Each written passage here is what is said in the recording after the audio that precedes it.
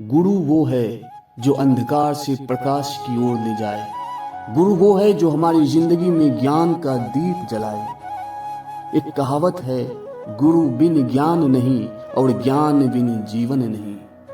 आज हम बात करेंगे संत कबीर के अद्भुत दोहों की, जो गुरु के महत्व और उनके अनमोल योगदान को समझाते हैं। ये दोहे केवल शब्द नहीं बल्कि जीवन का मार्गदर्शन है। तो आइए कबीर के दोहों की गहराई में डूबे और उनके अर्थ को समझे। मूल ध्यान गुरु रूप है, मूल पूजा गुरु पाव, मूल नाम गुरु वचन है, मूल सत्य सद्भाव। संत कबीर कहते हैं कि हमारे ध्यान का आरंभ गुरु के स्वरूप से होता है। पूजा का सच्चा स्थान गुरु के चरण है, नाम का आधार गुरु के वचनों में है और सत्य का सार उनके सद्भाव में है।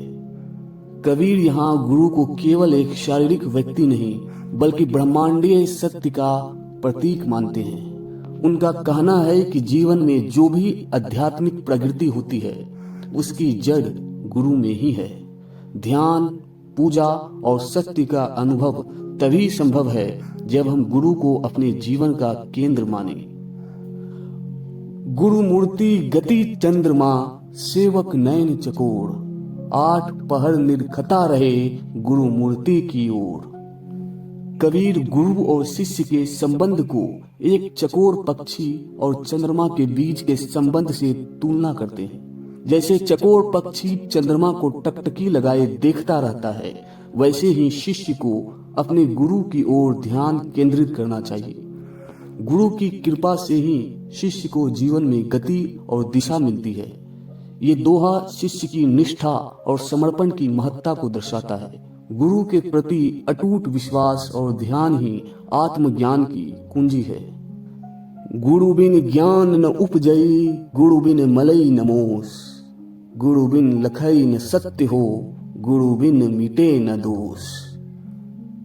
कबीर इस दोहे में गुरु के बिना जीवन की अज्ञानता और भ्रम की स्थिति को स्पष्ट करते हैं। वह कहते हैं कि बिना गुरु के ज्ञान का बीज हमारे मन में अंकुरित नहीं हो सकता। हमारे भ्रम और मोह केवल गुरु के मार्गदर्शन से ही समाप्त हो सकता है।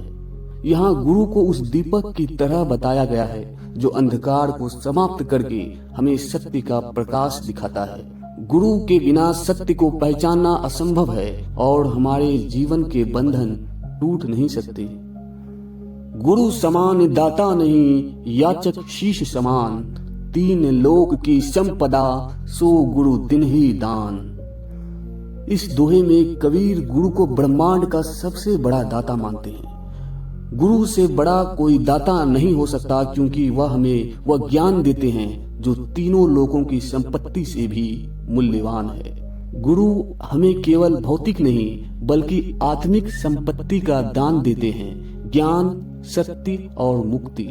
उनकी कृपा से हम अपने जीवन का वास्तविक उद्देश्य समझ पाते हैं। साधु शब्द समुद्र है, जामे रत्न भरा है, मंद भाग मुट्ठी भरे, कंकर हाथ लगाए।